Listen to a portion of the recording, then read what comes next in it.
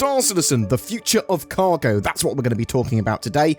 We are getting the massive Hull C cargo freighter in Star Citizen Alpha 3.20 later this year, and with it, some additional cargo mechanics. But this ship is by no means the biggest cargo vessel that Cloud Imperium want to add to Star Citizen. It has a Mama Hull D and a Papa Hull E, which are absolutely ridiculous in size, and there is a ton more that Cloud Imperium has planned, so let's talk about it. Star Citizen Alpha 3.19 and 3.19.1 helped expand out treasure hunting gameplay, more cargo to find in ships. And you can expect that to continue with more and more cargo types to find in the future, more items to find. 3.20, the next major patch, is going to have the Hull C, and that's going to be able to get its cargo loaded at an external loading zone at stations.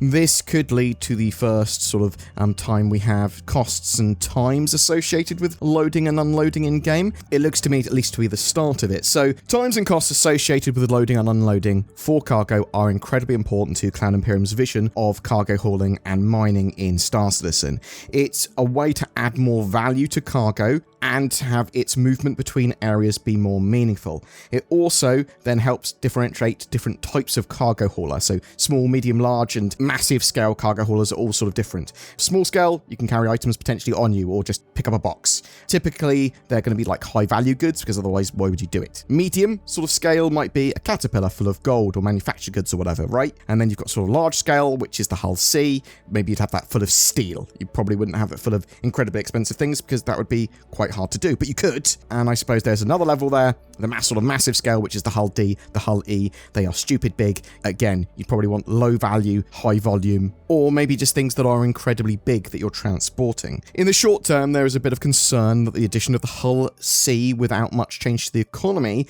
could cause some issues in Star Citizen. That much cargo being moved around could make a lot of money, assuming you can sell it. But there might be risks of losing it, pirates and that sort of stuff. But if the economy's not balanced correctly, well, then there's no point in using any other cargo ship other than a Hull C, right? Otherwise, you'll just be making no money. But different types of cargo, more cargo types, a bigger universe, the costs associated with loading and unloading do make things a bit more interesting. And I do believe that Cloud Imperium said that you could pay to have the cargo dealt with quicker and even unload it yourself. There are going to be cargo elevators and facilities at certain spaceports. Part of this sort of cargo balance, which they'll probably take on into the future as well, is incentivizing players to hire escorts to protect them. Pirate players and pirate NPCs, they want tasty loot. NPCs will interdict players, and that might happen more in certain areas and at certain times, but also when you're flying in different ships and the size of the sort of fleet you're in. If you have a Hull C or bigger cargo ship, you are much more likely to be a major target because you're going to be flying down these trade routes that are probably known trade routes. There might be missions that are made because the dynamic universe simulation goes bam, there's people flying around from here to here, there's Hull Cs, and we know that they're on a cargo mission or whatever, so let's send pirates after them. Or there's a mission to take a particular part of the cargo. I think there's just going to be a lot of dangers being in a cargo freighter, getting pulled out of Quantum. If you haven't got any escorts, you're not getting away probably. You're quite a slow ship. There's going to be pirates hunting you, and obviously changes with the master modes that they want with nav mode versus the combat modes. Assumedly, it's still going to be pretty hard to get away from ships that are interdicting you or snaring you. But bounty hunting gameplay is going to benefit from this. So escort gameplay, bounty hunting gameplay, this is going to give players more reason to get involved in those roles, and you'll see NPC trade convoys and Hull Cs flying around as well that might be targets. They might be requesting help. They might even be part of escort missions that you can join. More types of cargo are a big thing as well. So they're going to be adding more cargo types to the game, more items, commodities, etc. And this is just going to be every patch you'll see more and more stuff. And as the game expands out, there are also going to be different types of cargo container. Massive ones that can only be transported by giant ships like the Hull C, Hull D, Hull E, but there's also going to be ones for gases, liquids, dangerous and volatile cargoes, different types of these as well.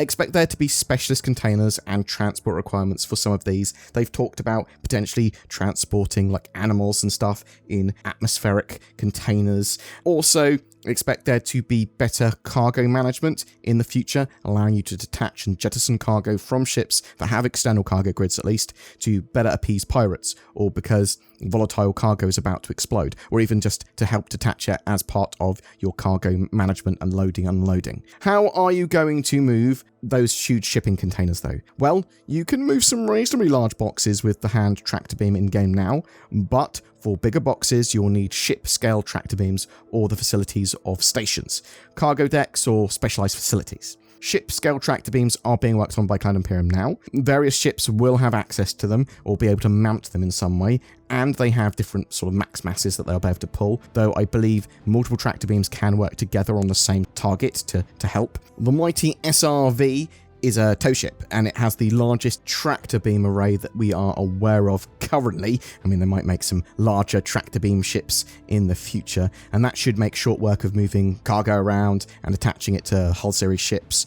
Also, these tractor beams will have utility purposes for helping out with mining, salvage, repair, recovering ships, and more. It's possible we might see something for this for 3.20 or the patch after that. They are pretty close to being done for at least some of those ships.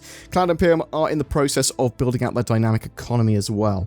This touches on everything in-game and the rewards for missions, what missions are available, price of goods, their stock, and even pirate security and NPC encounters. They're all driven by it. Currently, Star Citizen doesn't have much in the way of a proper economy. It's pretty two-dimensional. But once prices of goods affect each other and change the cost of manufactured items and ships that use them, then we'll actually be able to have a much more interesting economy simulation where players will be able to make money by moving materials long distances that are required by other star systems. And we do know that there's going to be 9 or 10 roughly NPCs for every player in the game. This is sort of all still in flux, but it is a simulated economy. It is not a entirely player-led one like in EVE Online. And the way you're going to make a load of money is by moving those goods long distances, and a big part of that is the addition of more star systems in the game. More star systems means more opportunities for cargo gameplay and an expanding economy. Pyro and Nyx look like they're going to be coming next, and hopefully Pyro will be very, very soon, within the next few months. So Star Citizen does have over 100 star systems planned.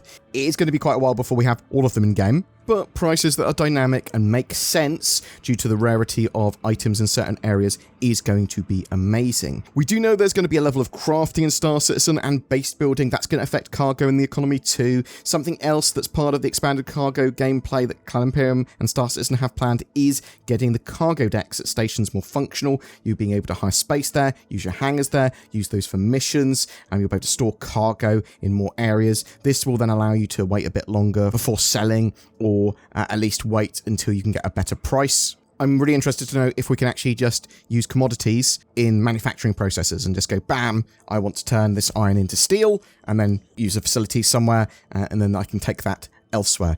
Something that we're not 100% sure on yet. We do know there are factory nodes in game, but we're not sure if that's just part of the sort of dynamic economy system or something that can be relatively player facing as well. There's going to be loads of different types of hauling and cargo missions in the future. There'll be emergency medical ones. There'll be bring X here for this fee at scale. So you'll be able to be like, it'll be a huge amount, there'll be a small amount, we'll give you a ship to take all of this cargo on, but you probably have to pay to get those missions or have a high enough rep with the company. You might have to bring your own ship for some of these missions. You might have to find your own cargo for some of these missions, because there might be sort of large scale ones that are available to anyone that are, we need steel urgently, and we'll pay extra for it. And you can just bring a ton of steel to an area and get paid a lot of extra money for it. And you'll get similar ones for more dangerous routes. You'll get time-based ones, so that will have you going risk versus reward. I need to go through this area to make the delivery on time. That could be dangerous. Obviously, all connected to this, there are going to be escort missions as well that people will be able to take. And conversely, pirate missions will be made to intercept them.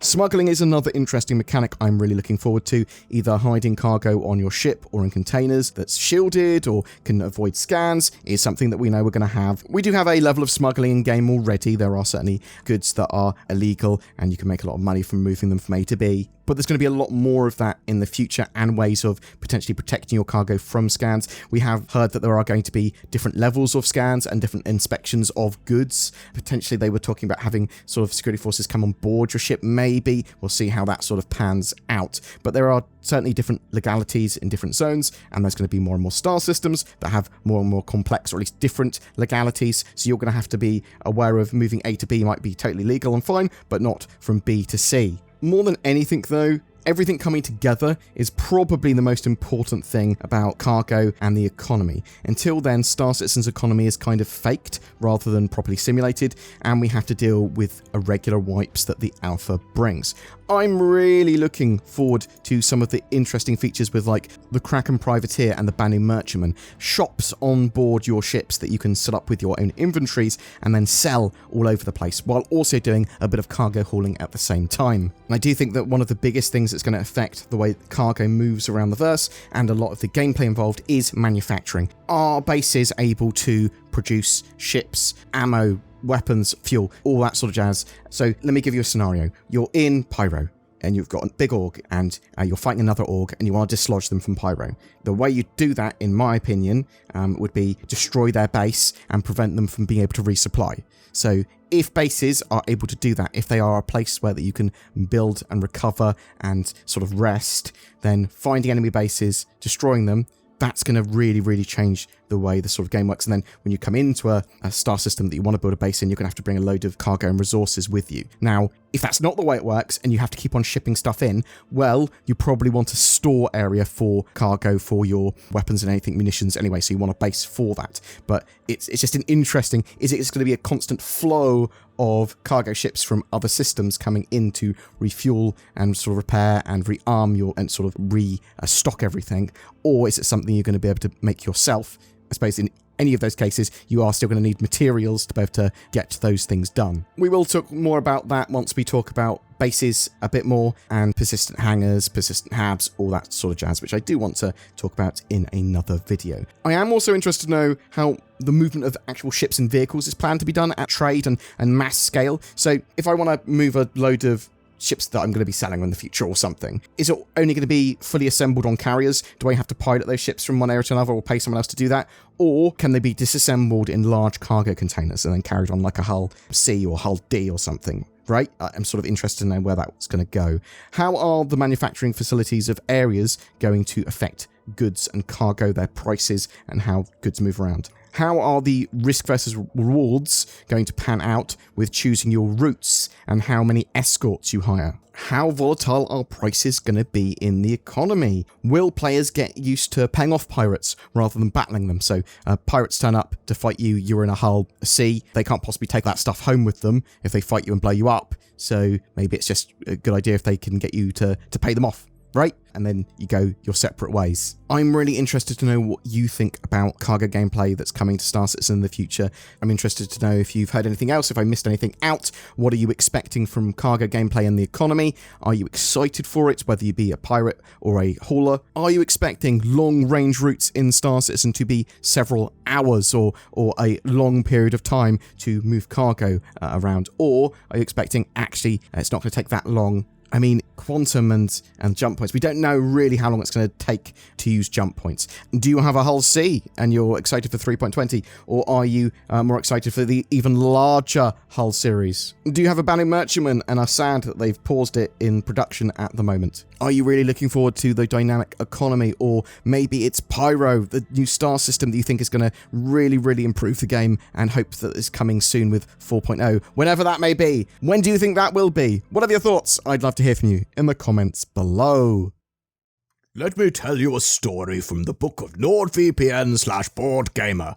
There were 3 little pigs who all needed internet access. One used a VPN made of straw, one used a VPN made of wood, and one used NordVPN, which is basically bricks in this analogy. Along came an elite hacker wolf and smashed up the houses of the first two Piggly Wigglies, but was unable to breach the NordVPN house, which is just much better than straw or wood for protecting you from internet things like wolves and hackers. The moral of this story is get nordvpn.com/BoredGamer or click the links below for powerful discounts that might make your friends think you are an internet wizard or something. Also, that wolf went to prison for 10 years on an unrelated crime. Maybe it was like not liking or subscribing or something? Every month we have a ship giveaway for June 2023. That's going to be for an RSI Constellation Andromeda. This hybrid cargo gunship is perfect for small crews of up to 4.